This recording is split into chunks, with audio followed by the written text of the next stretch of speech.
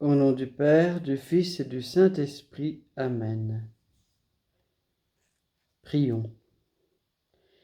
Réveille, Seigneur, le courage de tes fidèles, qu'ils soient plus ardents à profiter de tes grâces, pour obtenir de toi de plus puissants secours. Par Jésus-Christ, ton Fils, notre Seigneur et notre Dieu, qui vit et règne avec toi le Saint-Esprit, maintenant et pour les siècles des siècles. Amen. De l'Évangile selon saint Luc.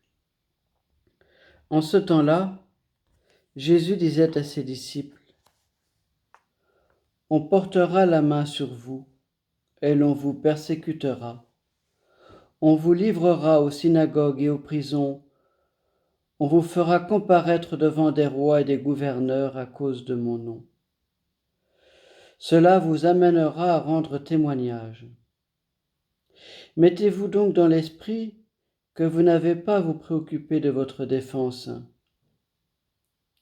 C'est moi qui vous donnerai un langage et une sagesse à laquelle tous vos adversaires ne pourront ni résister ni s'opposer.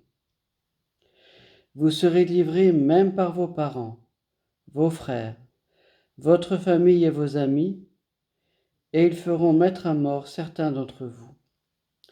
Vous serez détestés de tous à cause de mon nom, mais pas un cheveu de votre tête ne sera perdu.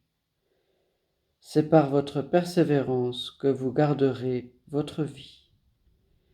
Acclamons la parole de Dieu. Louange à toi, Seigneur Jésus.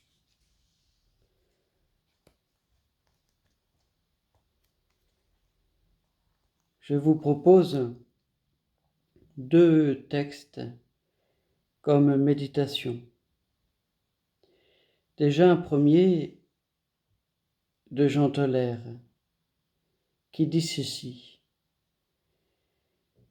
Jésus promettait toujours la paix à ses disciples, avant sa mort et aussi après sa résurrection, toujours la paix.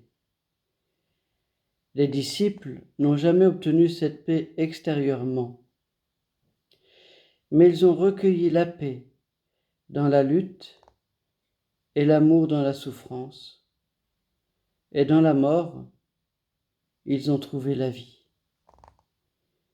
Ils ont aussi trouvé un triomphe joyeux quand, avant cette mort, on les interrogeait, jugeait et condamnait. Ils étaient de vrais témoins.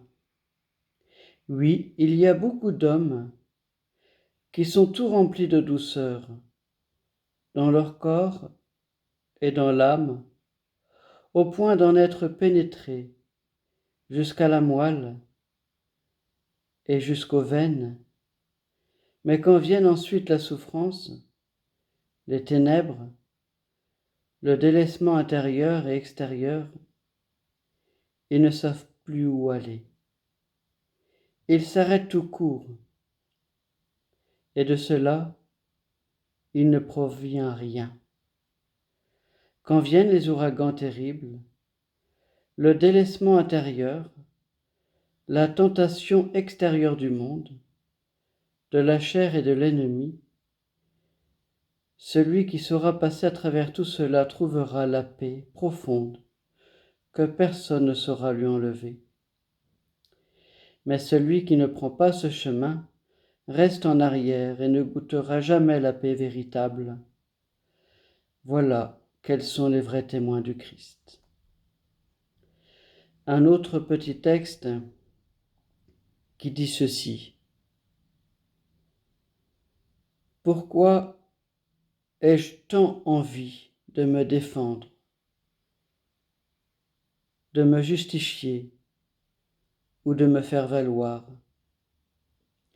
Tout cela est naturel,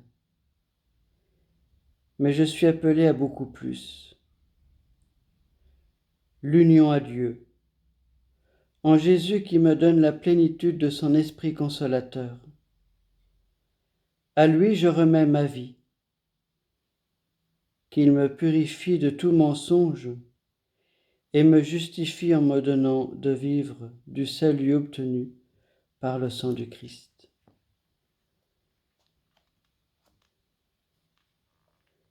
Pourquoi ai-je tant envie de me défendre, de me justifier ou de me faire valoir? Une question que je trouve intéressante. Intéressante de manière générale, il est toujours intéressant de se remettre en cause, mais intéressante aussi plus particulièrement en ce moment, où on justifie un tas de thèses, où on veut se faire valoir, que sais-je encore, alors que finalement, on ne se pose pas la question de cette fidélité au Christ, à Dieu. Notre Père, qui es aux cieux, que ton nom soit sanctifié, que ton règne vienne, que ta volonté soit faite sur la terre comme au ciel. Donne-nous aujourd'hui notre pain de ce jour. Pardonne-nous nos offenses comme nous pardonnons aussi à ceux qui nous ont offensés.